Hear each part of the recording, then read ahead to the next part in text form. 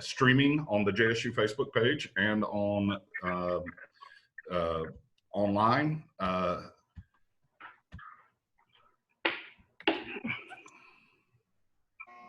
And attendees are going to be able to join us. I'm going to ask everybody to turn off their videos and mute their mic, and we're going to get started promptly at 7:30. Now, Ms. Gibbs, I'm going to turn off your video right now, so you're going to be able to, you're going to still hear me. Stop video? Yeah, you can do stop video. Okay, I don't want to get myself out. Now, Ms. Gibbs, you're going to be able to come back. When I ask you to come back, I'm going to send you a thing that should say, ask you to start your video back. The host has asked you to start. Okay, and mine says okay or later. So yeah, I just click OK. Click OK right now, and then you'll come back. Okay. All right. There you go. So we're gonna take it off right now, so that we're gonna take everybody off. And when we get started, I will send you a request just like that to turn your video back on. Do you have an option on there to mute yourself as well? I probably do. Let me see. Yes, it's at the bottom of the screen. It says mute. That's right. I touched it. So just click mute. Click mute. And then we'll bring you back on in just a little bit. I'm going to mute myself right now as well. Mr. Weakley, if you would mute yourself. I just did. Let me make certain. No, there you go. That's great. All right, I'm going to mute myself as well.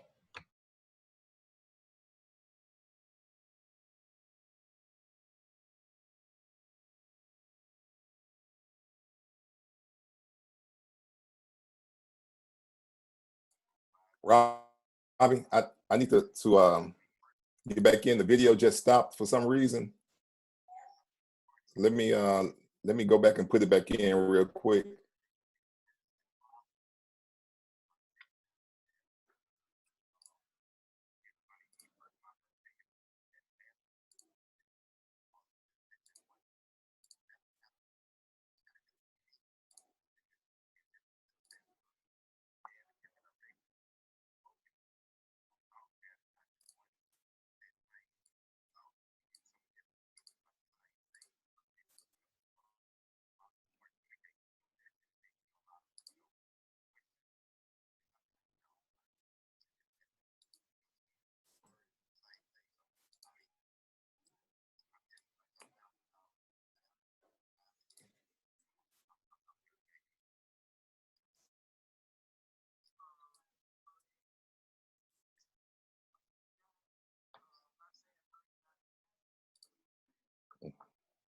Okay, we're going live again.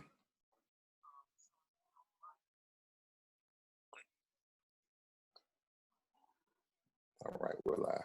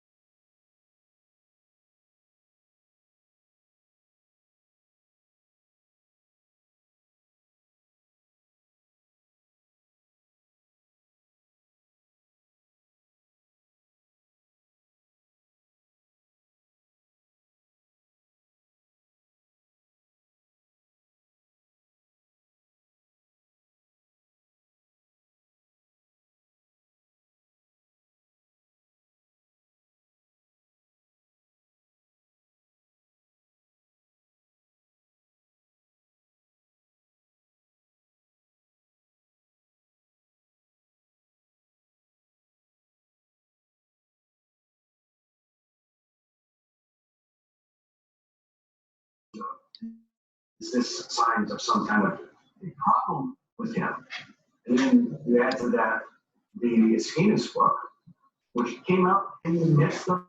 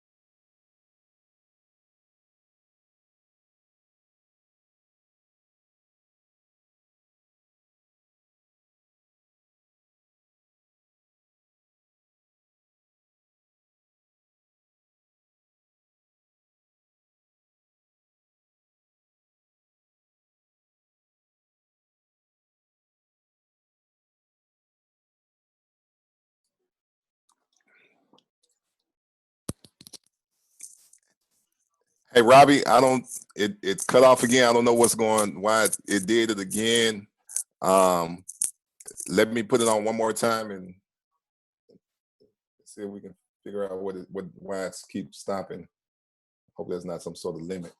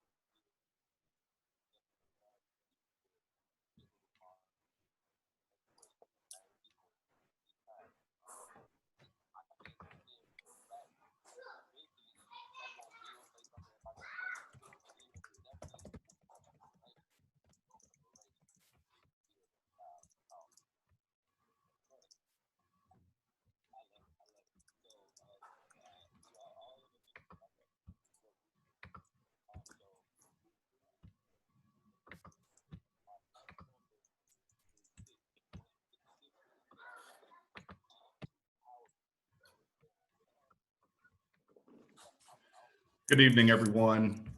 Thank you all for joining us tonight for the 50th commemoration of the Gibbs-Green tragedy at Jackson State. My name's Robbie Luckett. I'm an associate professor of history at JSU and director of the Margaret Walker Center. For the past 18 months, I've had the high honor of leading the Gibbs-Green 50th Commemoration Commission, and we had all hoped to be able to gather in person over the next 2 days to honor the lives of Phillip Lafayette Gibbs and James Earl Green, who were murdered on the Jackson State campus this evening exactly 50 years ago, as well as the lives of the men and women who have lived with dignity and grace despite the trauma and tragedy of that night. In the months leading up to May 1970, Jackson State students had staged a series of protests over their treatment at the hands of white motorists who would often speed through the campus on John R. Lynch Street. Those white drivers were notorious for shouting racial epithets, throwing things from their cars, accelerating towards students who were crossing the street. And they even hit at least one student, Mamie Ballard, in 1964. By the mid to late 1960s, the tenor of these protests were more aligned with the burgeoning Black Power movement than the nonviolent direct action campaigns of the modern civil rights movement. In a more strident fashion than ever before, Jackson State students called for the closing of John R. Lynch Street through the campus, among other demands, including justice for Mamie Ballard, which led in 1967 to another police shooting near our campus, killing young activist Benjamin Brown. Yet late in the evening on May 14, 1970, no students were protesting on campus. Instead, they were enjoying the warm weather outside Alexander Hall, a woman's dormitory, as graduation neared. A large dump truck had been commandeered and parked in the middle of John R. Lynch Street, and an unknown person had set it on fire. There was no evidence that it had been done by students. Jackson City Police and Mississippi Highway Patrolmen responded in full riot gear approaching midnight.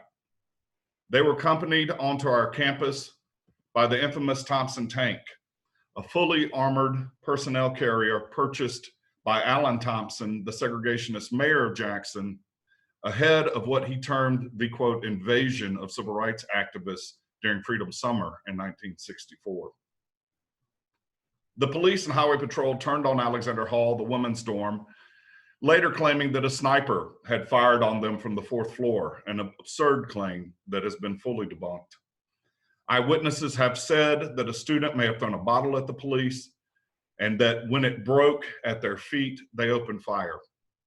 We do know they sprayed nearly 400 rounds of bullets and buckshot over 28 seconds in every direction.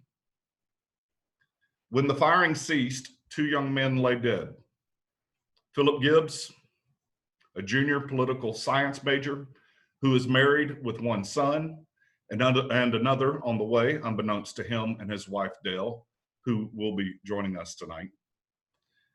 And also James Earl Green, a senior at nearby Jim Hill High School. James Green, or Earl as his family and friends knew him, was walking home from work on the opposite side of the street, meaning that the police fired in the total opposite direction of the supposed sniper. 12 people were shot by the police that night and survived.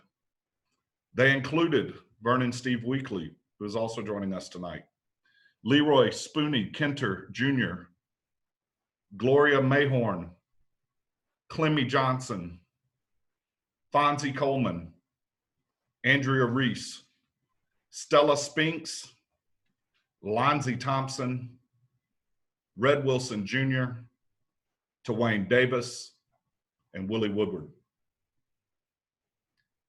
While the exploding glass and brick injured dozens more that night, like Gailya Porter, one of our panelists, hundreds of students and other witnesses, such as James Lapp Baker here tonight as well, bear the psychological scars of that night, which spilled into the early morning of May 15th, 1970, a Thursday and Friday in 1970, just as it is today.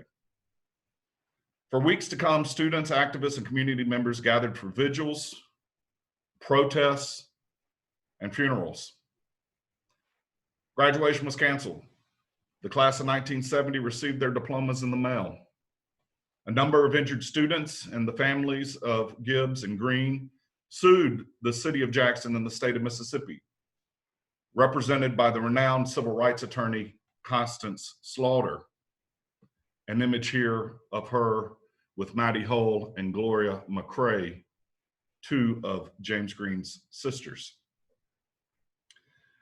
The plaintiffs in the civil lawsuit led by Constance Slaughter lost their case, and no one was ever charged in the killings. The section of Lynch Street through campus was finally closed, and the Gibbs-Green Memorial Plaza now stands in front of Alexander Hall and runs through the middle of our campus.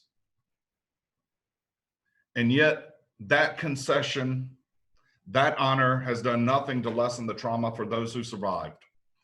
And we have attempted to begin honoring some of them with events this semester and an exhibition about their lives as survivors, not just as victims.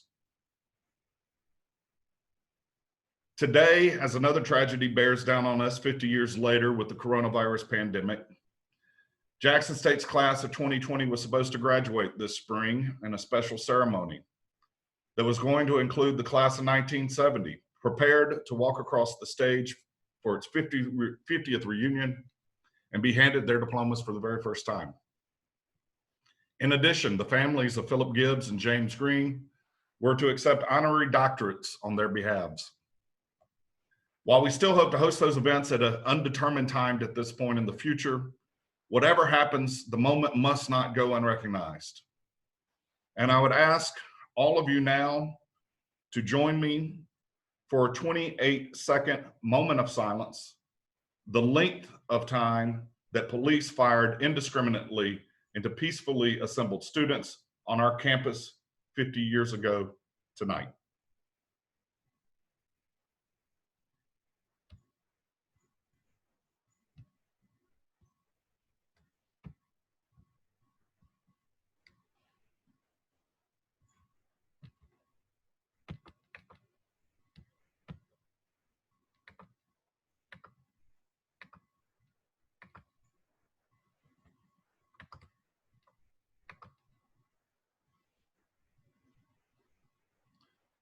Thank you.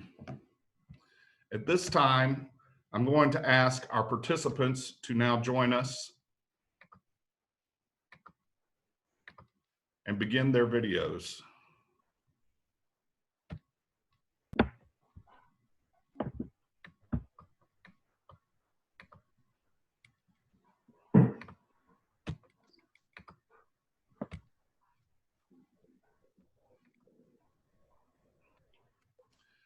I'd like to begin this evening by introducing the fine people who have joined us here tonight. And let me begin by noting our sign language interpreter, Ms. Vicki Lewis from Jackson State, who is joining us for accessibility purposes for those people who might need it. To Ms. Dale Gibbs, who has joined us tonight. The death of Philip Lafayette Gibbs left her young wife alone to raise their two sons. With a grieving heart in 1982, Ms. Gibbs left Mississippi with her family and eventually settled in Arizona. Working as an underwriter for an insurance company, she's devoted 31 years to her career there in Phoenix. For her, the legacy of her late husband lives on through their two sons, Philip Lafayette Gibbs Jr. and Demetrius Duran Gibbs. Philip Jr. graduated from the University of Arizona, works for a financial institution today. He has one child, Sierra Gibbs, who as an adult has come to have a deep appreciation for her grandparents and what her grandmother in particular has lived through. After attending junior college, Demetrius Gibbs decided to transfer to Jackson State University. Well, where he was welcomed by the now late Dr. Gene Jughead Young, a longtime proponent of the legacy of the Gibbs-Green tragedy. Demetrius graduated from JSU with a bachelor's degree in finance in 1995. We also have with us tonight Vernon Steve Weakley.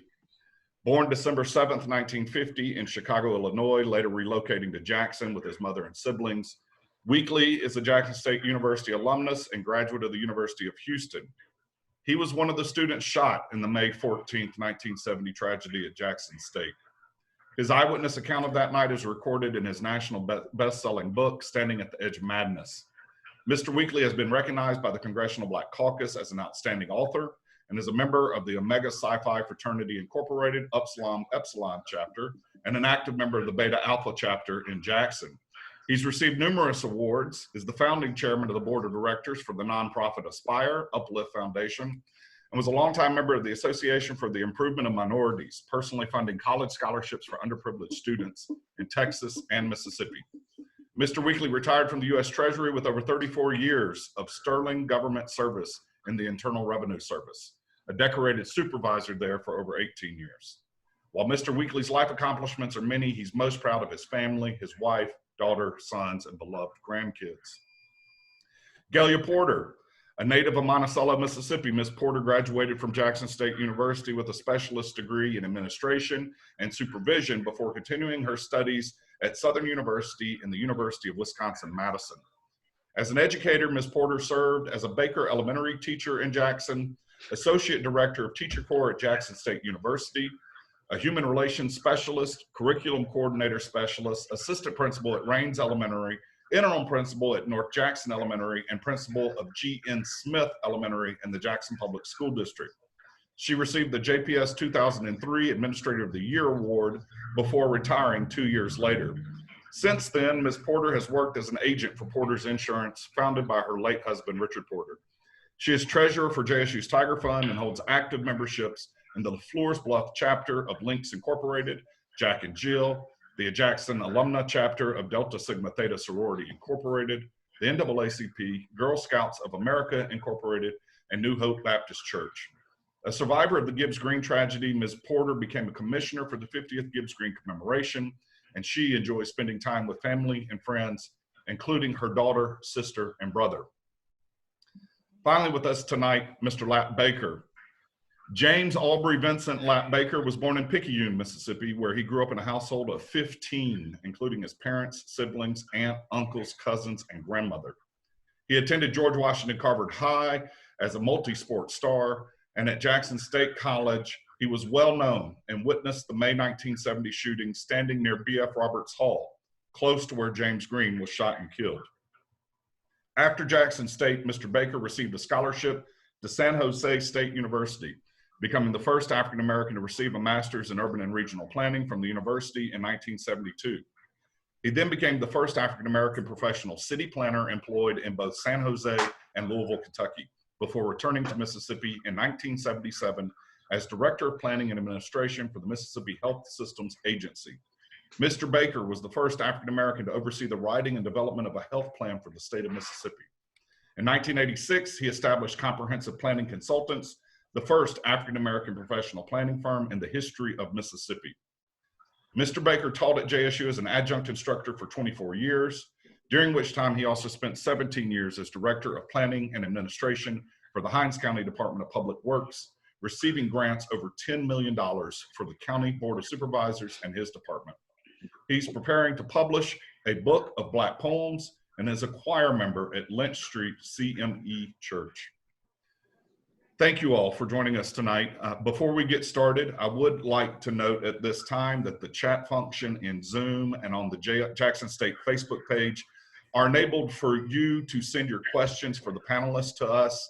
In your social media posts, please use hashtag Gibbs-Green50. We hope to get to as many of your questions as possible, but with that in mind, let's begin. And I want to start with each of you and ask, what do you remember and feel comfortable sharing about the events of May 14th and 15th, 1970 and the immediate aftermath of those events? And I'm going to ask Ms. Gibbs if she wouldn't mind to get us started. I asked him for a script because when What do I remember? I remember sleeping with my son, Phillip, And this was the night of the 14th, of the morning of the 14th. And there was, at that time, I lived in Ripley with my parents while Phillip was in school in Jackson. And I just heard a loud banging on the door. And my mom got up. And I could hear screaming in our living room. And I said, that sounds like my sister-in-law.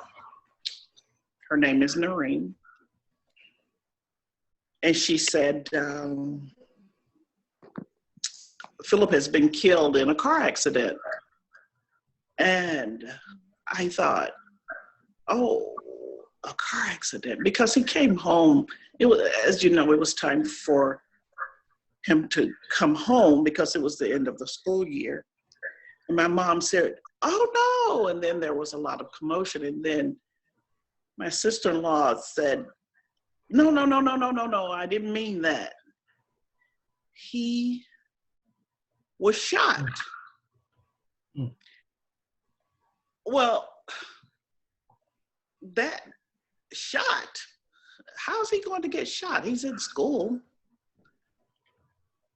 She didn't make very much sense, and actually I understand. And she said, well, the police shot him. And I didn't know, and she didn't know what had actually happened. But I had her sister, Phillip's sister, was in Alexander Hall at that time. I assume that he was going to see about her. I don't know. But anyway, she had called the other sister, and that's how she got the word. So everything calmed down, it calmed down. So I went and climbed back. My son did not wake up. I got back in the bed, and believe it or not, I went to sleep. So I woke up and I was like, okay, that was a nightmare. Surely it was a nightmare. And I pinched myself, literally. But I realized my mom didn't go to sleep. I think I was just I don't know what I was doing. We have this little baby, and I'm trying to process what we had just been told. And I went in and I asked my mom, I said, was I dreaming? And she said, no, it really did happen. It happened. And I just became numb. Actually, for the next few weeks, I was like a zombie. You have to realize I was really young at that time. So that's exactly what I remember on the night or the early morning of the 15th of May, 1970. It's the worst night of my life, or the worst morning of my life. I can say that nothing has affected me like that since. I can say for the first 20 years after this happened, I thought of him every day. Could have been a fleeting thought, but whatever it was, I did think about him every day. And then after a while, one day I thought, okay, I didn't think about Phillip today. So I felt, okay, I'm getting over this. Maybe not getting over it, but not still in that mode where I was just mopey. But after that, I didn't think about him every day. And I was able to, what I felt, to go on. That's my story for that night or that morning.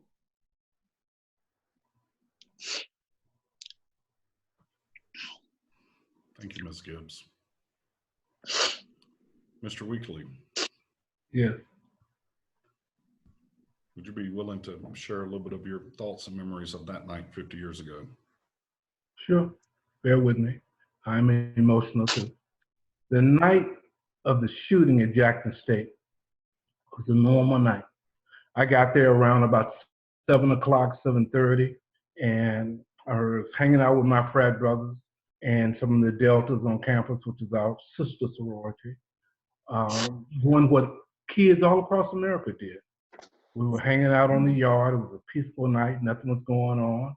Hanging out in front of the girls' dorm, just listening to music and enjoying each other's company. Then all of a sudden, this truck come from the east side of the campus, Lynch Street, heading west with a white guy in it. He's screaming obscenities at us. Just for whatever reason, I don't know. It happened so fast. We all stood up, tried to figure out what was going on. And he got past us so fast, but I wonder if he realized what he was doing. He went through past us, but he got down by the boys' dorm. He studied screaming obscenities at black niggas and this and that kind of stuff.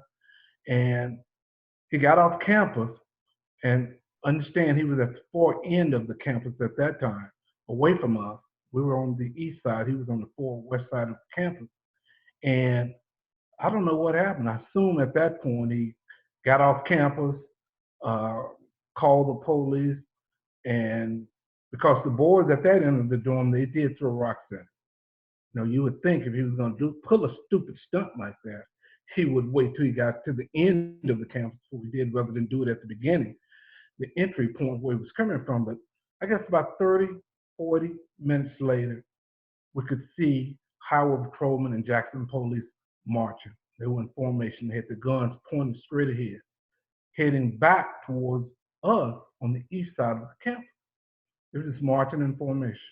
As they passed the boys' dorm, the boys were screaming at them, hollering at them, and get off our campus, this type of stuff. And they just ignored the men students. They just ignored them, kept marching towards us. So I'm sitting there saying, well, why are they coming towards us? There's nothing going on here. If they were going to do anything, you know, take it out on the that end of the campus. But where we were was about 70% ladies, girls, and about 30% guys. Had to be about 100, 150 people, maybe a little bit more out there in front of the girls' dorm. And so they passed the boys and they came right on down to where we were. They get to the girls' dorm and they wheel and face us on the face us at Alexander Hall. Guy pulls the bullhorn, white city police officer, and start hollering, get back in your building, get back in the building. We were, of course, doing what kids did in those days, screaming at them to get off our campus. Just made no sense to us. Us already being behind the fences at Jackson State, trying to figure out what it is they're talking. Why would we get off our campus when they're marching through the street and expecting us to go where? Go back into the girls' dorm? So they're screaming, guys on the bullhorn. Then all of a sudden, a bottle came from the direction of the cafeteria behind the officers. Remember, they're facing us. And I want to make an illustration. Look at it like this, like an open-ended box where we were. I was standing right in front of the west wing. And as soon as that bottle, it suspended itself in the air first. Just weird and eerie, but as soon as that bottle got up in the air, it came down slowly in their midst. As soon as that bottle hit the ground, they went crazy. They started shooting their guns, and I didn't get very far. I was hit very quickly. I guess I was about 8, 9 feet from them. Inside the fence now, about 8 or 9 feet, and I got knocked down violently to the ground very quickly. I was laying on my stomach, man. I was facing the west wing, an incredible spot. People were trying to get in the doorway, pushing, shoving the kids, students, trying to get in the doorway. It was an unbelievable sight. They were shooting the kids in the back with shotgun pellets and blasts, shooting at them. I remember at one point, my head is facing the dorm west wing. And I remember at one point, facing back at them and just was the weirdest sight. It was like the smoke and the sparks coming from their guns looked like cotton candy coming towards us, like whooshing over my head going towards the students. You could just hear the door thuds hitting the kids in the back as they were wiggling trying to get in that door. I mean, it had to be like so many people trying to get in that West Wing way. And then all of a sudden, I mean, the night just lit up, sparks, lit up like day. Then all of a sudden, I mean, kids were screaming and hollering, and all of a sudden, everything ceased. Went quiet, eerie quiet. Then all of a sudden, it started back again. It was just like a unbelievable loudness in the screams and the shrills of the students. There were people shot. There was people shot in the back. I recall I was outside, I had been outside with Ruby Patrick and some of my frat brothers and some other Rob, and I looked around, I didn't see any of them. So I was concerned as to what had happened to them. I'm saying, well, what happened? Did they get killed? Because those people laying out there, people had gotten shot. People had gotten shot in the back. It was just unbelievable. And all of a sudden, people were able to get inside the building. So I'm laying out there, and they shot for 28 seconds, which is a long time if you're shooting a gun. I don't know if you know anything about guns, but 28 seconds is a long time. And I remember looking towards the West Wing and seeing my frat brother Dolomite. We called him Dolomite, but he was a great guy. But he peeked out. Nobody else was moving. People were just motionless on the ground. They were screaming and hollering. And I kept hollering, when I saw his head, Dolomite, come and get me, man, help. And I never will forget that day. I admired that guy so much. And I don't know if I ever told him this. He died about 3 years ago. But I admired him so much because he was the first person that I saw get up and head out towards the highway patrol.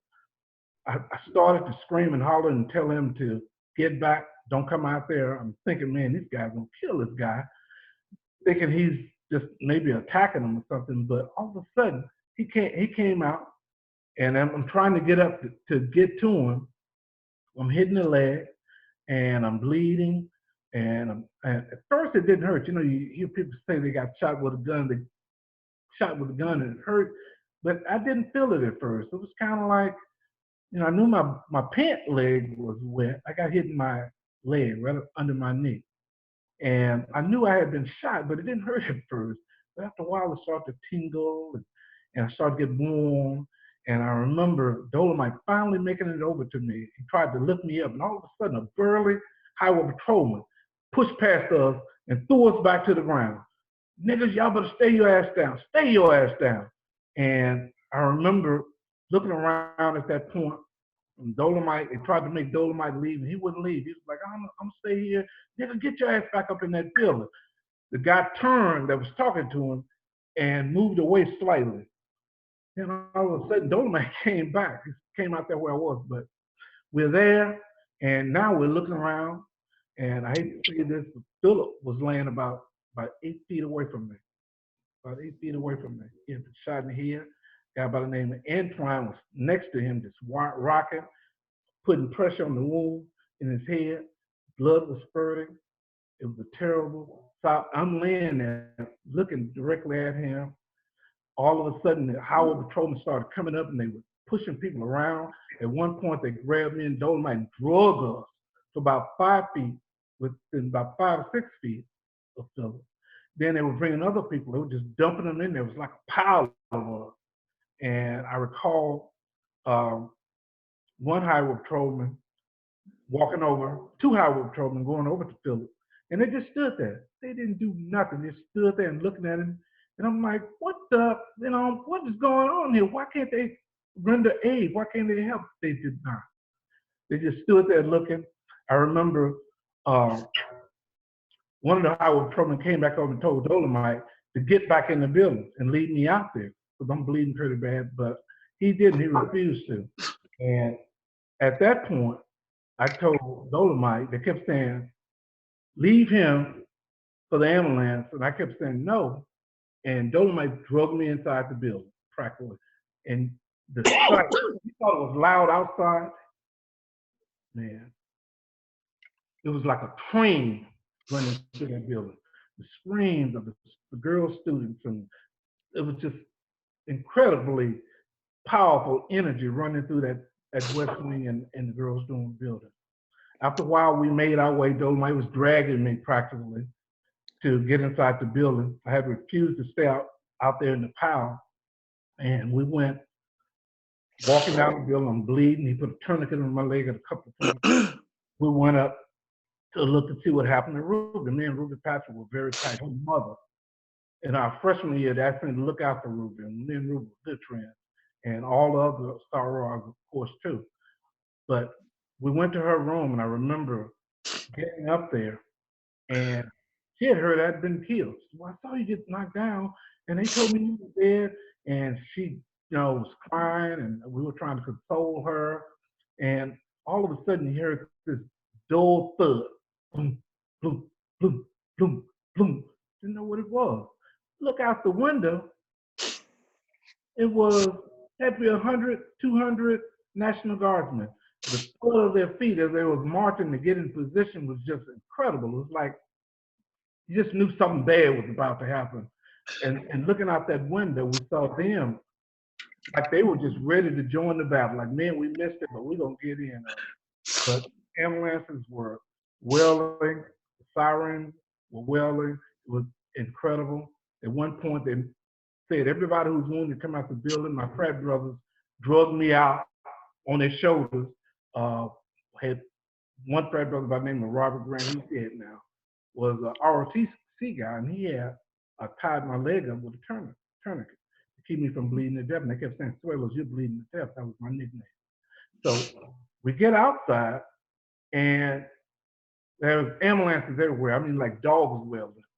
So people were being put in the ambulance. I remember them trying to get me in the ambulance at one point, and it was just so many people in there. I was like, man, I was almost in shock at that particular point. So here I am. They're trying to put me in the ambulance. I did not want to get up in there. I'm bleeding. They kept saying, man, you're bleeding to death. The ambulance attendant kept trying to make me stay in the building. I just kept forcibly trying to get out, and they eventually got out. I got out the ambulance, and ambulances are pulling out the man. If you don't get in one of those ambulances, you're going to die because you'll bleed to death out here because you are in real bad shape. I kept going. Next thing I know, I get a tug on my shoulder. It was my brother. My ex-girlfriend at that time had called my family to tell them she had heard that I'd gotten shot. At that point, my brother grabbed me and took me. He was going to take me to the hospital. My mom had sent him out there to find me. I refused to go. I'm like, man, I can't do it. I was in a state of shock. I remember going back to the ambulance. They put me in the ambulance at one point, and Gloria Mayhorn, who was one of the students got shot, they put her in there on top of me. Man, she was screaming, fighting and thrashing, and it was just so, almost had a heart attack in the ambulance, to be absolutely honest with you. That's how much shock it was. But at that point, my brother took me to, instead of taking me, he took me by the hospital, but the situation there was so bad. They had highway patrolmen out there with guns and stuff and all types of stuff going on. Scared me to death. I refused to go. I was able to convince my brother to take me home. He called, got me home. My mom was upset. She grabbed her purse, getting ready to take me back to the hospital to make me stay. And she, I talked her out of it. I talked her out of taking me to the hospital. I showed her my leg. My leg had stopped bleeding at that point. And she called our doctor, Dr. A.B. Britt, legendary doctor in Jackson. He talked to me a little while, made certain that my leg was not still bleeding. And at that point, he talked my mother into letting me come to him the next day, which I did. Now, I'll get into, I don't want to stay too long on it, but the next day, the FBI came to the house, and all types of crazy stuff, talking about a sniper. Were you the sniper that night? We heard that there was a sniper. And I just laughed at him, basically. My mom was upset with them and me for not taking it as seriously as I should. And that's basically it for now. And if you want me to later, I'll talk about the trial. We did file a lawsuit. And we lost in Mississippi. We thought we were going to win.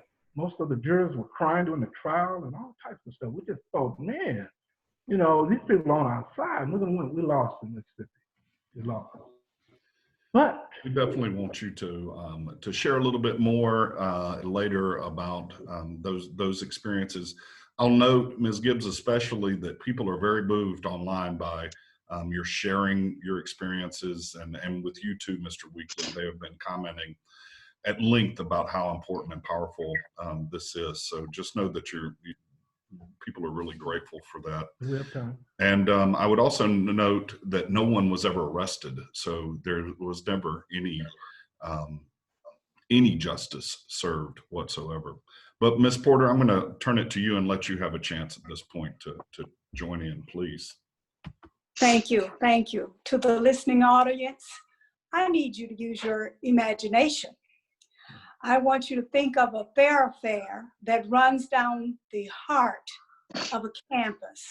And on one side, you have a dormitory, Alexander Hall. And on the other side, you have classroom buildings and the cafeteria where students eat. Now, this is the street where the law enforcement officers trotted, marched down, traveling east on this thoroughfare. Now, I want you to think about 50 years ago with that street running down the main, the campus, dividing the campus. On that eve, May 14th, I was in the dormitory getting ready to go to bed. And someone on the hall shouted, hollered, the corner boys are burning a truck down the street. Well, the corner boys were not students on Jackson State College's campus. They were not a part of the family, but they often entertained us with their actions and behavior off campus. So my girlfriend, my classmate, Gloria, that Brother Weakley just spoke about, said, come on, let's go outside and see what's going on. So we did. We walked outside on the hill, the lawn of Alexander Hall, to see what was going on. I remember this horrible tragedy beginning out there on that campus. I remember the sounds of footsteps from the law enforcement officers, the local and state police officers, marching toward Alexander Hall, a female dormitory. It was about 60 to maybe 70 officers that were marching. I remember seeing the officers dressed in riot gear and one shouting on a bullhorn, "May I have your attention?" Then the officers turned and faced us. They began firing a barrage of bullets at us, a small crowd of students who were seated on the west hill of Alexander Hall. I remember hearing those bullets whisked past my head while hitting the ground, the glass, the building, and some students. I remember the bullets, hearing the bullets whizzing past my face and something hitting and tearing into my skin like stinging bees and ant bite, fire ant. I don't know if you've ever been bitten by a fire ant, but that's what I recall. My injuries were from glass, concrete, and pellets that came from the shooting that night. A close friend of mine from my hometown picked me up and pushed me through the dorm's door that was broken. While shielding me with his body, he reached for my roommate, Gloria, but she was so horrified and terrified, and so was I, that she tore away. She jerked away from my friend, my hometown friend. She jerked away from him and ran into the building And when she did that, she was hit with a bullet. And at that point, I could hear and see laying down fellow classmates who were crying, terrified of this unbelievable, unspeakable, senseless act. I can remember my classmate asking me afterwards if she were shocked. She was crying uncontrollably and bleeding profusely as I tried to get her help. I remember being told that I was bleeding and needed medical attention once the security campus officers came and other medical people came. But I told them, I said, oh no, I'm not going with you. I'm too frightened. I'm going to wait on my parents. I know they will come and get me. So they did. They came to pick me up and they took me to the hospital near my hometown, which was called King Daughters Medical Center. I remember being told that 2 students had been killed. Phillip Lafayette Gibbs, a 21-year-old senior attending Jackson State College, who had met all of the requirements needed to graduate. And a Jim Hill student, a senior, James Earl Green, who had also been killed and shot and killed. Well, after getting home and settling down with my parents, they wanted to know what happened. What had I done? You have to know my parents. I had demanding parents. They didn't play. They didn't take no nonsense. They wanted to know exactly what I was engaged in. And I told them that I had not done anything. I just walked outside on the campus grounds to see what was going on. I wasn't shouting, using profanity. I was just standing there when the officers turned and started firing. Can you imagine being maybe 40 feet away from armed officers with guns, approximately 40 to 50 feet? So you know I could have lost my life that night. I could not be here today. And that bothers me on tonight and will bother me first thing tomorrow, because this is the day, this is the evening that this took place. I remember the president closing the campus because it was not safe. There was too much student unrest. People were everywhere. People were marching. Students from various schools were doing a number of things. So it was not safe. But the thing that happened after his closing the campus, the 1970 graduating class did not have their commencement exercises, as is a tradition on our campus. Also, I remember my brother, who played baseball there on campus. They were in Alabama playing a game. And the fans there in Alabama said to them, they're killing you using the N-word in Jackson, and we're gonna kill you using the N-word if you win this game. Well, they did not win that game, but they had 2 out of 3. So I'm proud to share that even though they were emotionally disturbed on that campus, that they did at least win 2 games. I'm going to stop at this point and thank the listening audience. And I hope you have that vision, that visual still in your mind. Thank you, Ms. Porter. I'm going to ask Mr. Lat Baker, who has been incredibly active over the years in helping to make sure Jackson State did its part in commemorating this evening and this event. And I'm grateful to call him a friend. Mr. Baker, I'm going to let you take it and tell us a little bit about your experiences from that night 50 years ago. Well, first of all, let me say hello to the audience and also to the participants and to you, Dr. Luckett, for the job that you have done. And you've done great. And I really appreciate it, and I know everyone else does as well. However, there are different aspects of what happened that night and also the day before. But what people have to keep in mind and understand is that what transpired and happened and led to the shooting had been happening every year and pretty much every day, because white motorists have been coming through the campus, as Ms. Porter had mentioned.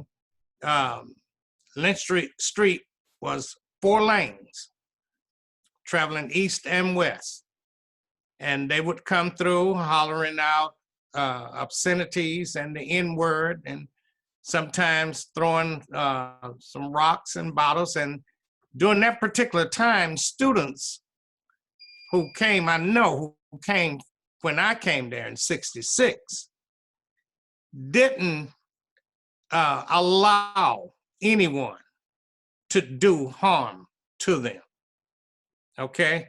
That just didn't happen. We were strong, but also intelligent.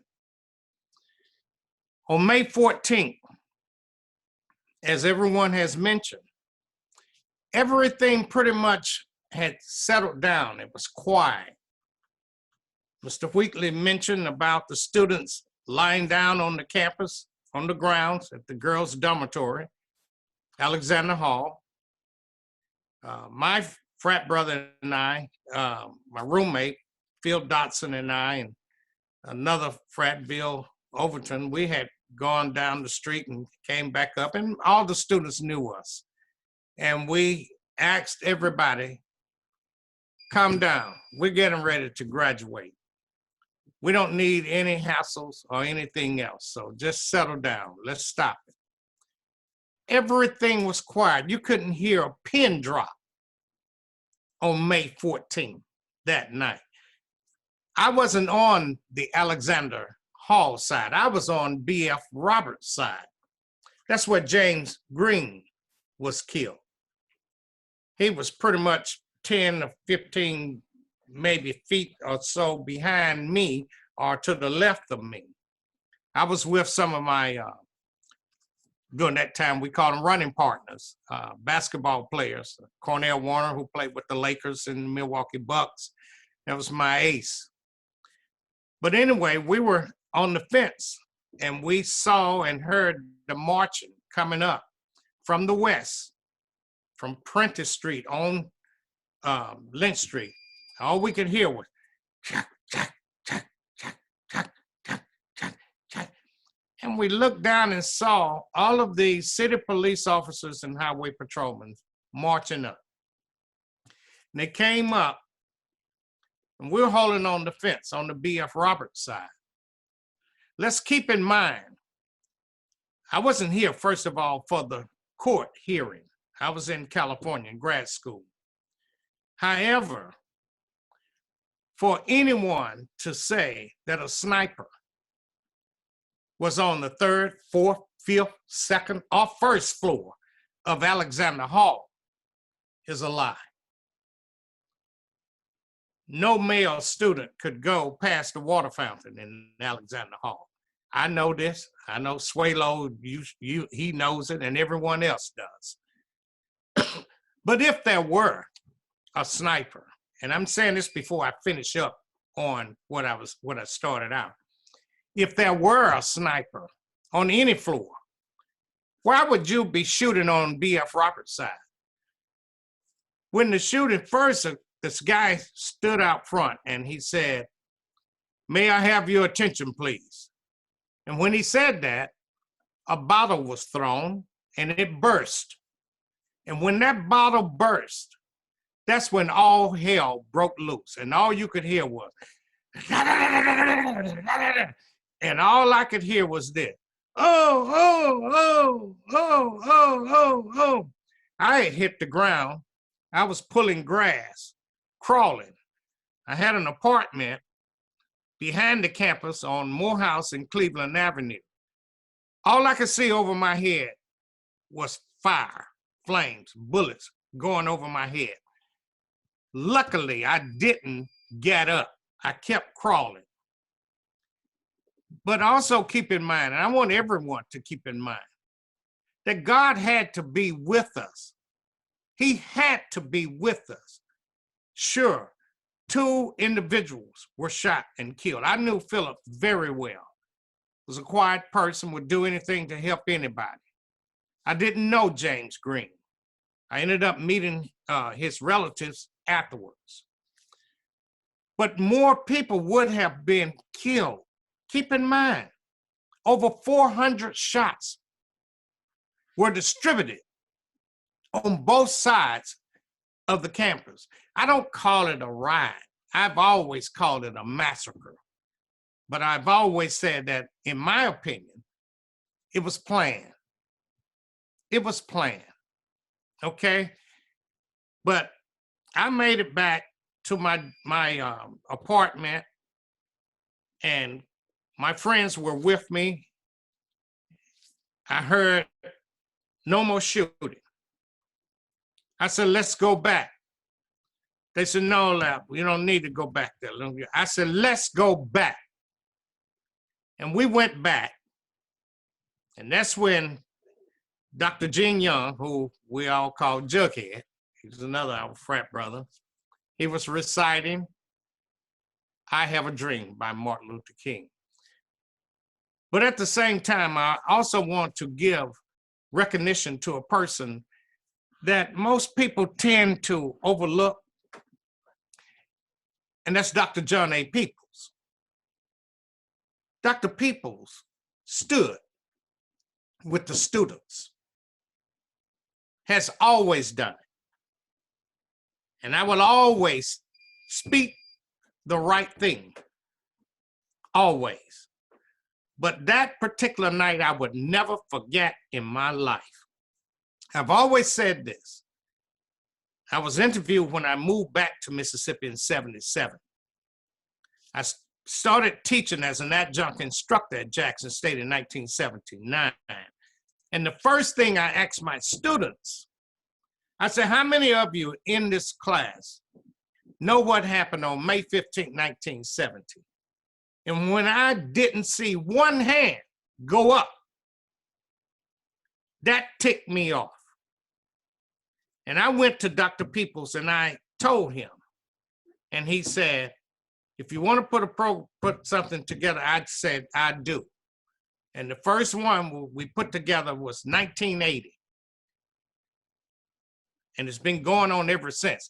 But I want to, you know, that particular night has also given me strength. I've always said I can forgive, but I would never forget what happened that night. But it gave me strength when I went to graduate school in San Jose. It was that night that enabled me to graduate in grad school as the first Black with that master's in urban and regional planning. But I went through racism there as an employee, but it was that night, May 15th, that gave me strength to overcome that. I moved to Louisville, Kentucky, stayed there for 3 years, but it was May 15th, 1970, that gave me strength to overcome racism that I experienced in Louisville, Kentucky. And then I moved back here. And keep in mind, I did an interview, Ms. Porter and I was on that interview with WAPT. And I told the lady, Ms. Powell, I said, I have a mask on today. That was because of the coronavirus. I said, but 50 years ago, I had a different mask that you couldn't see. It wasn't a mask to cover the air and the viruses. The mask was my face, a black person. A black person. May 15th, that shooting will never leave my mind, my vision, my heart, my soul. I will never forget that night. And I'm not going to repeat everything that has been said, because everyone has covered most of the things that happened. There are different people who saw and heard different things. There are some people, some students heard those individuals marching up saying, "We're going to kill us some niggas." Well, I didn't hear them because I wasn't where they were at that particular time. And we have to keep that in mind, that different people saw and heard and witnessed different things. But personally, for me, I will never in my life forget what happened that night. Never. And I'll stop right there. Thanks, Mr. Baker. I really appreciate that. I can tell you that the folks who are watching us online continue to be deeply moved. One of them said, "This is so moving. You all are our heroes." And I've told each of you before that you're my heroes as well, and grateful for each of you for being here and sharing that with us tonight. I did hope we would take a little bit of time now and let each of you talk about your experiences in the days, months, years since then. One of the things that has been said here that we have attempted to emphasize in the work is that the students on the Jackson State campus that night were victims. And they were not criminals. They were not bad people. They were not doing anything wrong. And yet the historical narrative has often been written to blame the students somehow.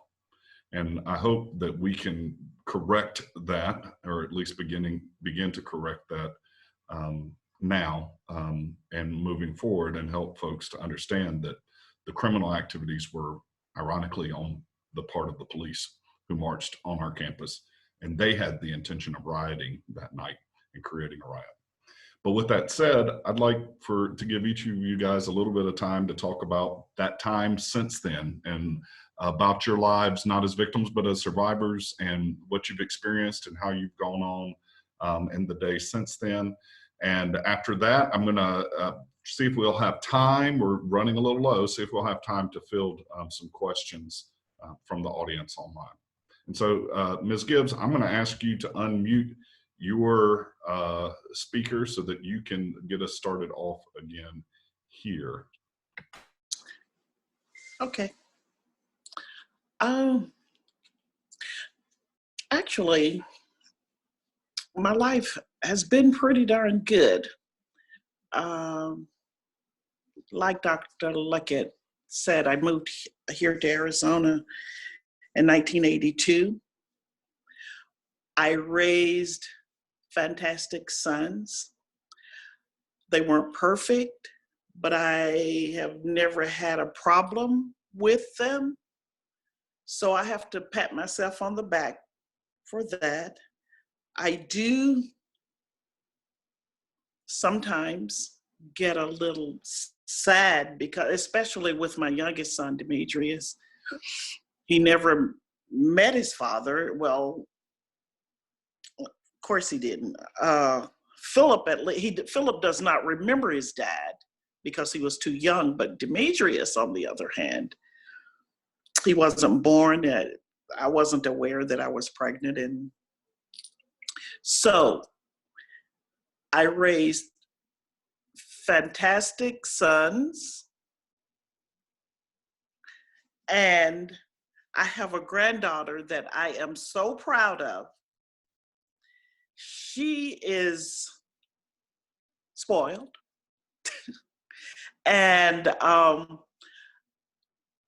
she lives here in Arizona. She lives in Chandler, Arizona. I've worked, for a long while I didn't work, but I have worked at as an underwriter for 31 years. I enjoy doing that. And I love this city. My children love being here. I never thought I would because it's so darn hot here. But I wouldn't move any other place. So I guess what I'm most proud of would be my sons and my granddaughter. And actually, that's it. My 2 sons and his granddaughter. That's all he has, his immediate family. He doesn't have anybody else, just the 3 of them and me.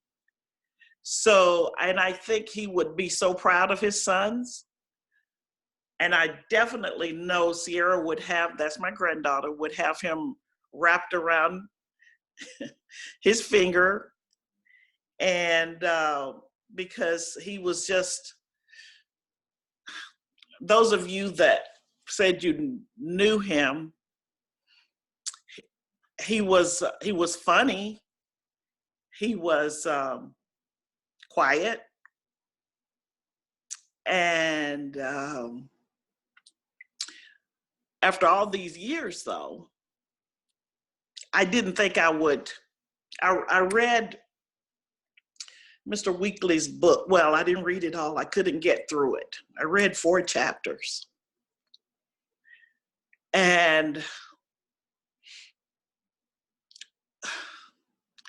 my heart was pounding so hard. It was like I had been running. And I told Demetrius, I said, I can't finish this book. So I put it down. And that night, I think that was Tuesday night, this past Tuesday night, I just started to cry for no reason. And I said, Dale, snap out of it. It's been 50 years. So, and you're living well, your sons are good, your granddaughter is good, you have a great job. So why are you so sad tonight? So I snapped out of it. And I didn't pick that book up again. I think I will eventually finish it, but I have not as of yet. But I have to say, God has been good since that time. I am in close contact with Philip's sisters and his brother and my nieces, his nieces. We have a fantastic relationship. In fact, we went down to Mississippi this past August.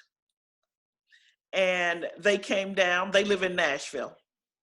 And they came down just to see them. And they've been out here several times. And so that just keeps me, it's like I have contact with him when I see them. It's like, okay, I still have contact with him. And that makes it all right. So that's it. Thank you, Ms. Gibbs. We're still getting a lot of love, a lot of comments online for you, support for you from the Jackson State family and community that's coming through. So just wanted you to know that. And I also want to note that I know that at least Gloria McCray is watching us on the Facebook Live. That's the sister of James Green. And Gloria and her sister Mattie Hull have been very involved in our commemorations over the years, and so want to send our love to the Green family as well, and let them know Absolutely. that our thoughts are with them right now. So the same question to our other 3 panelists. How about Mr. Weakley? We'll let you join in here. Sure. If I can, you got me on? Yes. As I stated earlier, the next day I went to see Dr. Britton, A.B. Britton, legendary Black role model in Mississippi at that time. He scolded me. I said, Weakley, what are you kids out there doing? You're putting yourselves out there in front of bullets and this and that and blah, blah, blah. And I sat and I listened quietly, and he basically gave me a pep talk too.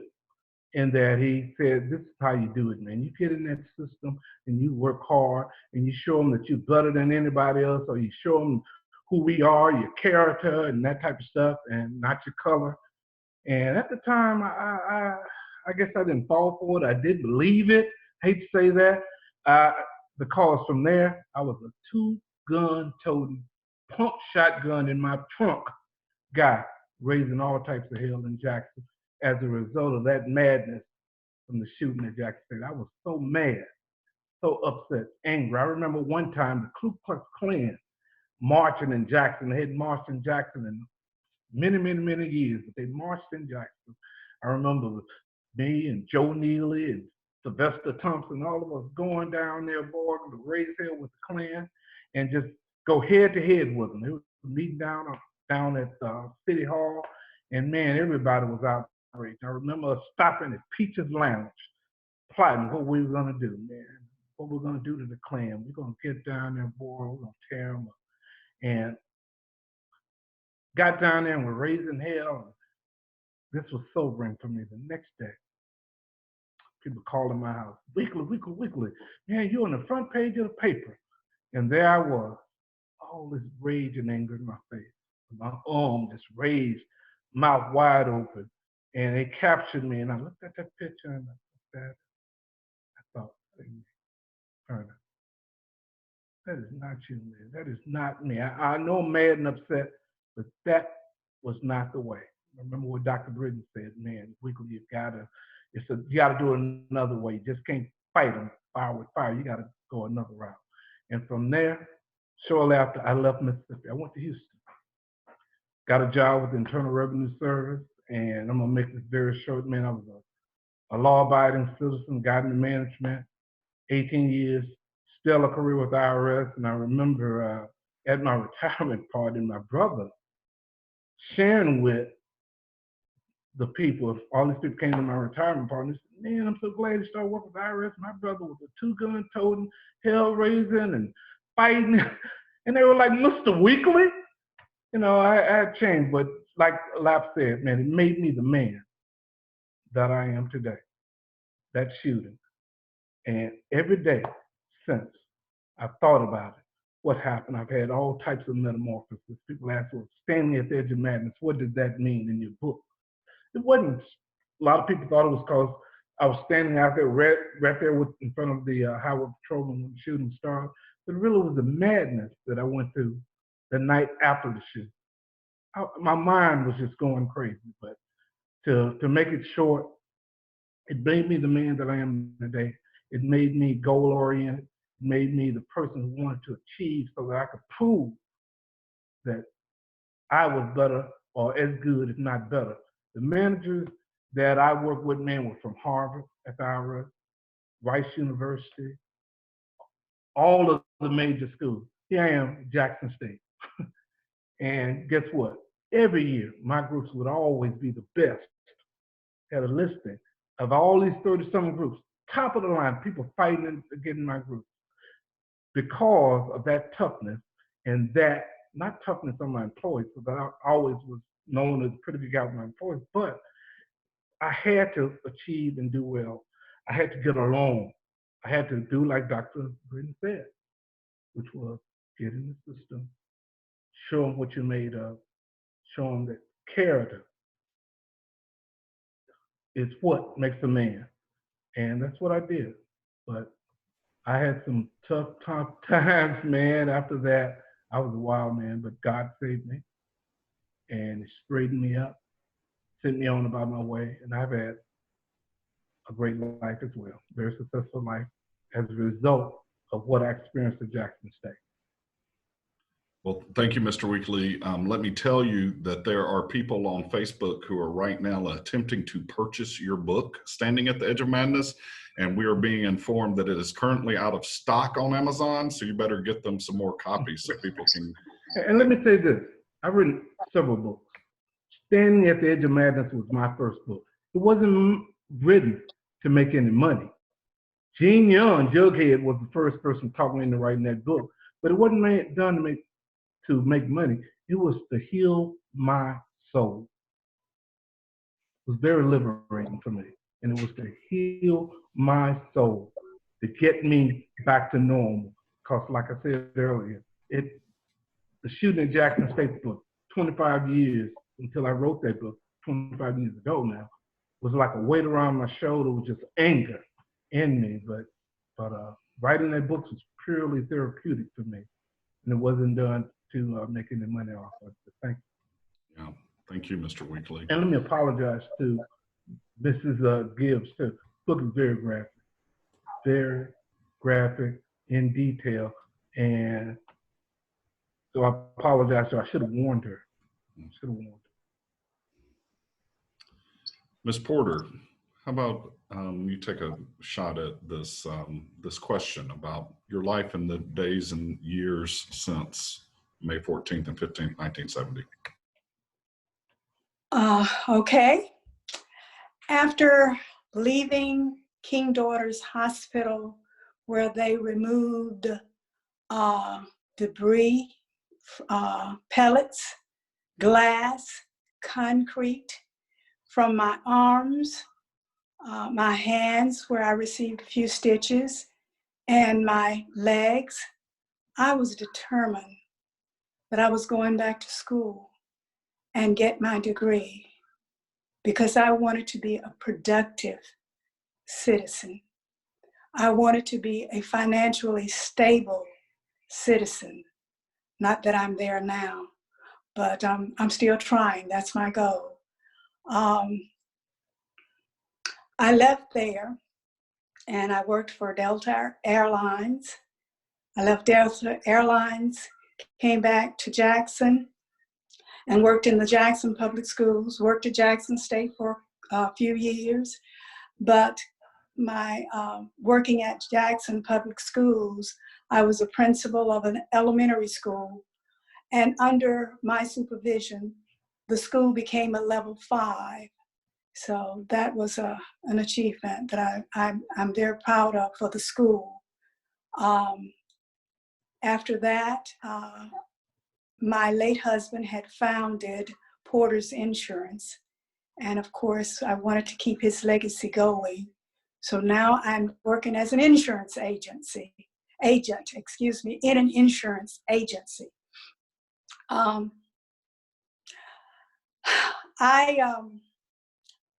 I think the most incredible, proudest thing that I've done in commemorating the Gibbs-Green tragedy is being able to go back to Jackson State and participate in classes that commemorate the events that occurred, the tragedy that occurred.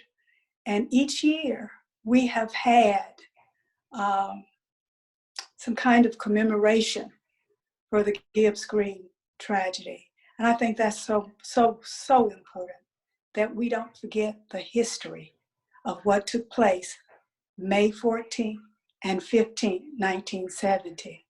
I've also had the opportunity to participate in these classes, and I'm going to be very short, but I cannot stop sharing. If I would be remiss if I did not share ESP,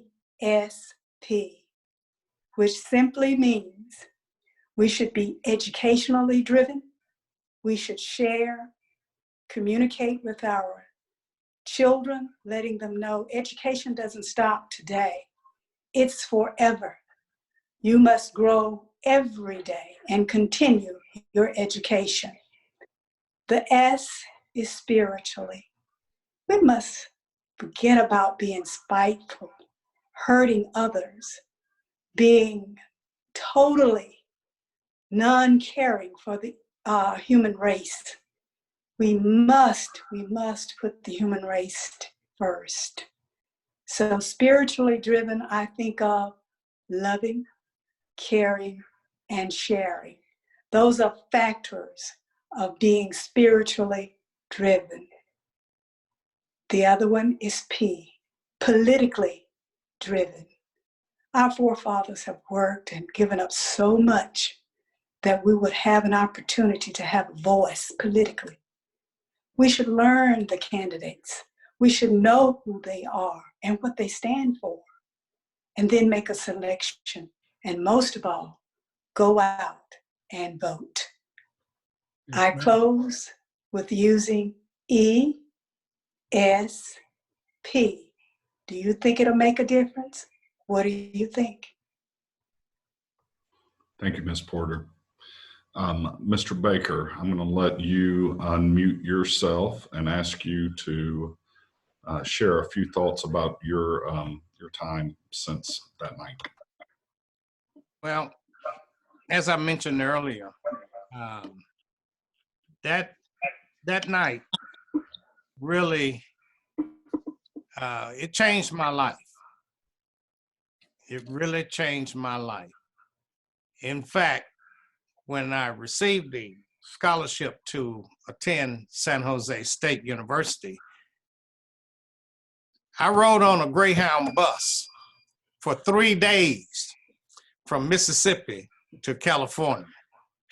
Had never been outside of the state other than going to Slidell, Louisiana in my home. But I took care of a little 7-year-old kid for those 3 days. He was traveling to Los Angeles, California. So we had to stop in Los Angeles before going 400 miles north to San Jose. But I took him under my wings and I took care of him and gave him to his relatives when he got to Los Angeles.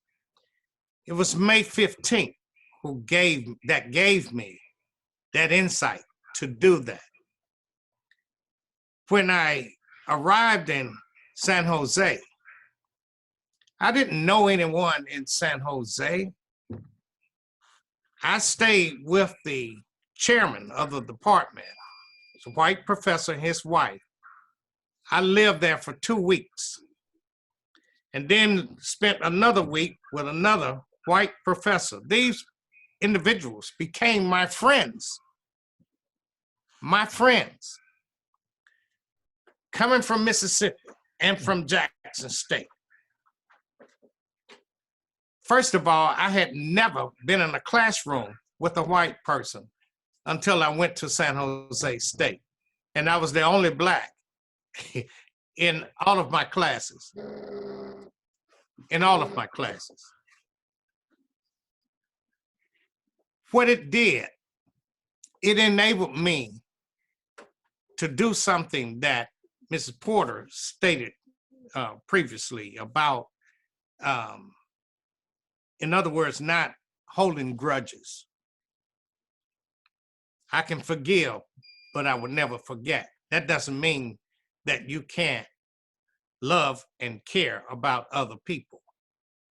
Some of my closest and best friends right here in Hinds County are white.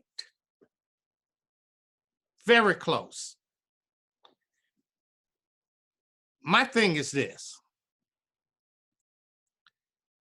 I believe that as a race of people, as Blacks, African Americans, whatever we want to place upon our names or what have you,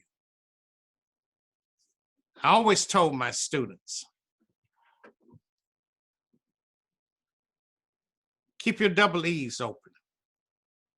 Those acronyms are E and E, double E's, ears and eyes. In other words, listen and observe. Listen and observe, and you can learn a lot of things. I was a history major initially, and there's a slogan in history that says that history can repeat itself. Well, what I see right now, when I look back at May 15th, I see our young brothers destroying each other. And that's mainly because we When I said we, I'm talking about us, older, and it's more specifically older Black men. We are not taking the time out to talk with and teach these young brothers about respect, about who they are, where they came from. It's a thing called, in the planning profession, past, present, and future. Your past is where you came from. Your present is where you are. Your future should be where you're going. We have a mission, Blacks and whites in this state, to make it what it needs to be. And we can do that if we come together. We don't need another massacre. We don't need to allow history to repeat itself. We need to understand who we all are as individuals and human beings. Because like I said earlier, on that campus, on May 15th, that night, God was present then, and he's present now. Trust me. If you don't know him, you need to get to know him. But May 15th has strengthened me and has given me more knowledge than I could ever achieve or obtain in a classroom. That I would end with. Thank you, Mr. Baker. I will let you know, Ms. Porter, that people online are really enjoying ESP, and they are running with it and are encouraging particularly people to vote this year and to be aware of the threat to the right to vote this year, especially in the context of the coronavirus and the national elections that we have coming up in November. We are running out of time here, but I do want to field one question that we've received from someone who many of you know quite well and who frankly deserves a lot of credit for keeping the commemoration at Jackson State alive for a number of years, and that's Ms. Jean Frazier. Ms. Jean Frazier has a question for you guys, and I hope that you can attempt to respond to this as best as possible. She says, how do the panelists view the present day narrative of shootings of unarmed African-American men and women and the parallel to the 1970 JSU shooting on campus? Would any of you like to take a stab at that one? Mr. Weakley, we'll let you go. We need you to unmute yourself. Black people were being killed by white police in those days. And guess what? It's still going on. Hasn't stopped. Gotten even worse under this president, Donald Trump, because he encourages it. He uses dog whistles to get people riled up. And until we change that leadership from the top, we'll never have a chance to correct what's going on, because it's just, I don't know, it's not human nature, but it's just something that must be corrected. And I also want to say that Black people have got to put themselves in a position where they can protect themselves too. And I'm gonna just leave it at that.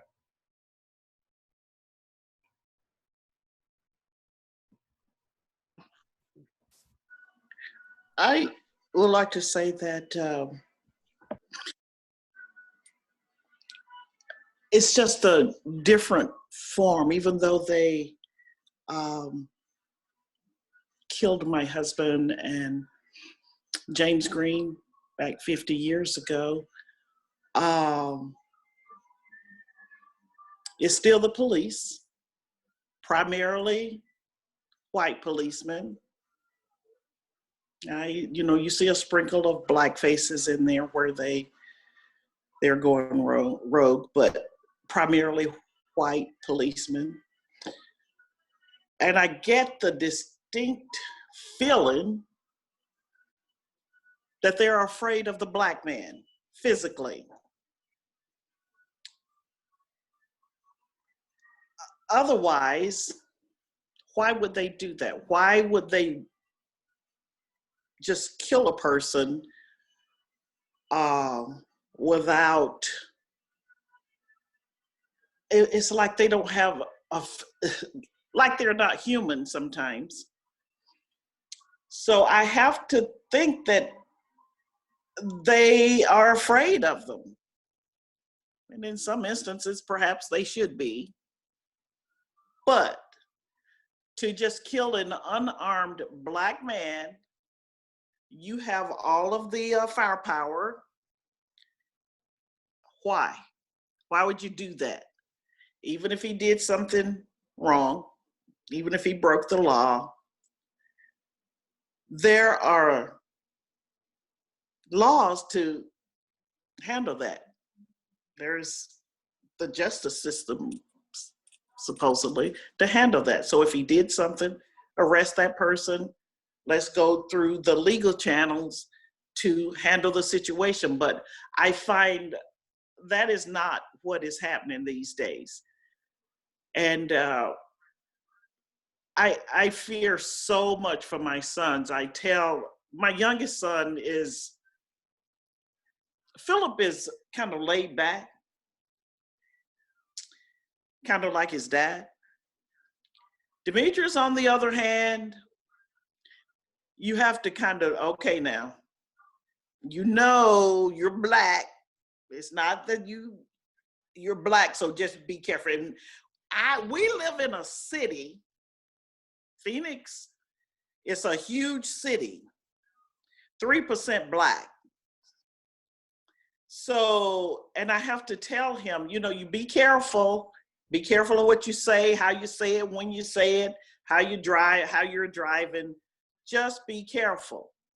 I don't worry so much about Phillip, and maybe I should, but I do worry about Demetrius, even though lately, you know, he's not a kid, he's in his 40s. He lives with me because of medical problems, but I do still worry about him a great deal when he goes out. So I guess that's the silver lining with this coronavirus with me. So he stays at home. That's it.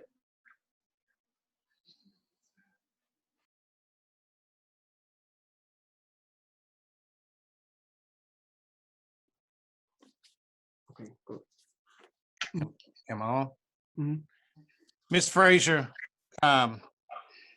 this situation and this problem has been around for a long time. As a matter of fact, on May 15, 1971, when I was in San Jose, California, I wrote a poem. This was 49 years ago. The title of it is, When Does It End, Lord? And here's my response to your question. And it goes as follows. One night as I woke up out of my sleep and fled to the aid of the brother in the street, his head split wide open and his heart pouring blood, killed for a cause that he wasn't guilty of. I picked him up in my outstretched arm. His blood drifted out and I cherished it with charm. People gathered around and wondered what was wrong. They knew that the brother was kind and very strong. I took him into my house with tears in my eyes, and I could see through the tears as my mother cried. She asked who had taken the life of her dearest son, and I told her of the white cops as I saw them run. It was the night of graduation. He had received many rewards from colleges, universities, and personal cards. But the white cop's still alive, and somewhere else he runs to find another place to kill a Black woman's son. And in the final stages, nothing will be done. When does it end, Lord? So I said that to say this. We have to end it with our young brothers. And this is what I was talking about earlier. We are missing some things. Martin Luther King made a statement, and you'll find it on Facebook. He made it way before Facebook.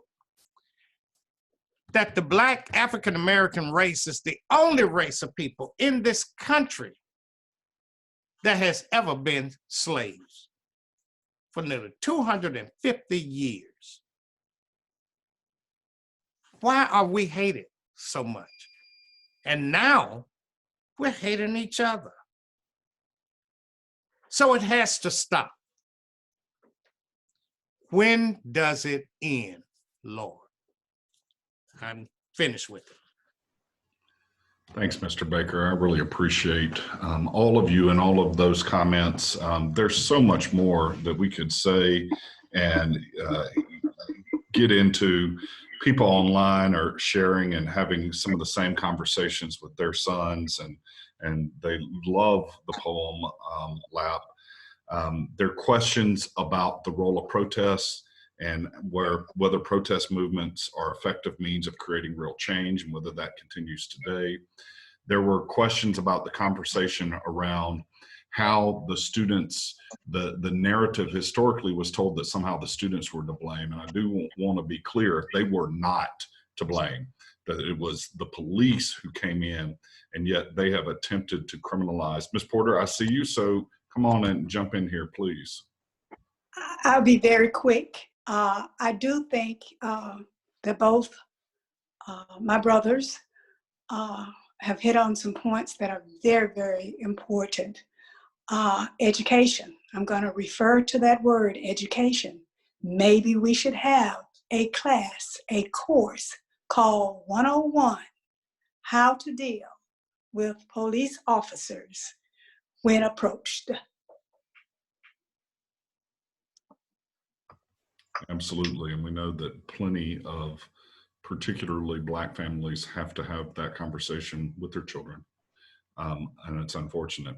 And I would add here too, that in addition to modern day assaults on Black men and Black bodies, generally in Black communities, such as Ahmaud Arbery that we saw in Georgia, that I have suggested in an article that appeared today, that perhaps too, we see the same thing in the government response to coronavirus, and the disproportionate impact, negative impact of the worst of it on Black communities and marginalized communities and poor people in general. But there is so much more we could get into, and unfortunately, we are running out of time. There are a couple of things that I do want to mention, though. It was shared with me today that the city of Cambridge, Massachusetts has declared today Jackson State Day. So just know that we've got impact all over the country and all over the world. In addition to that, our own mayor and city of Jackson sent to me a statement and asked that I read it to everyone tonight. And so I will read what Mayor Chokwe Antar Lumumba and the city of Jackson sent today. It reads, "On behalf of the city of Jackson, I want to express our intent as a city to issue an official apology to the families of Phillip Lafayette Gibbs and James Earl Green, two young Black men who lost their lives 50 years ago on the campus of Jackson State University. They were simply exercising their First Amendment right to speak out against racism and injustice that continues to take Black lives today. Their brutal and unnecessary deaths have been a stain on our city's history for far too long, and we have failed to make the very basic acknowledgement to the families of this historic wrong. The legacy of Gibbs and Green will not be forgotten, and I will be honored to present their families with an official key to the city when the time is right." Mayor Chokwe Antar Lumumba. I think that's a fairly fitting way for us to close out this evening. I know that the conversation will continue going, and that those of you who are on Facebook and watching us, that you have many more thoughts to share, and I'm sorry we couldn't get to everybody tonight. But I want to thank all of you for joining us this evening, especially the panelists here, Gailya Porter, Vernon Weakley, Lap Baker, and Dale Gibbs. As I said, you guys are all my heroes, and I think that's been repeated online. I would encourage everybody who's watching, continue to follow us, follow the Margaret Walker Center, Jackson State, and the work of the 50th Gibbs-Green Commemoration Commission, as we still plan to have in-person events in the future when we can. And as soon as we have the capacity to actually have dates when we can gather in person, we're going to do that. I want to thank the commission itself, the members of it, as well as the staff of the Margaret Walker Center and University Communications at JSU. They've worked really hard to make this all possible tonight. And in addition to going out and purchasing Mr. Weakley's book, I would encourage all of you on one final note to look for a wonderful new book that is out today from Oxford University Press called Steeped in the Blood of Racism, about the Jackson State shootings from our friend, an incredible historian, Dr. Nancy Bristow. And so I hope that you will go out and take an opportunity to pick that book up and learn some more. Mr. Baker, I see you with one more final point you want to make here, so join us, please. I just want, I just want to make sure that I stated again to you, Dr. Luckett, everything that you have done to assist in keeping this alive. You have done a tremendous job. A lot of people might not know that. You're very low profile when it comes to wanting to be recognized, but I'm going to recognize you regardless, because I know what you have been doing and I know what you continue to do. And I appreciate it. I'm serious. From the bottom of my heart, I really appreciate it. And people need to know what you and the staff people who you have at Jackson State working with you. There's some tremendous, intelligent individuals. And I thank you from the bottom of my heart. I'm grateful for that. And the same thank you to Mr. Frazier. Thank you, Dr. Luckett. And Same here. Yeah. And I would note one last thing too, as we close out. Ms. Porter, you want to show off your shirt? I've noticed you've had it on. I don't know if everybody else can see it. We do have Gibbs-Green 50th commemorative memorabilia that is available through the JSU bookstore. And we also check us out at www.jsums.edu/Gibbs-Green. You can learn more about what all we're doing. You can learn more about the exhibit. And you can also go on the JSU website and check out the bookstore and pick up some of that memorabilia. Thank you all for joining us tonight. I hope everyone has a great evening. And thanks again to the panelists, and good night. Good night. Good night. Good night. Good night.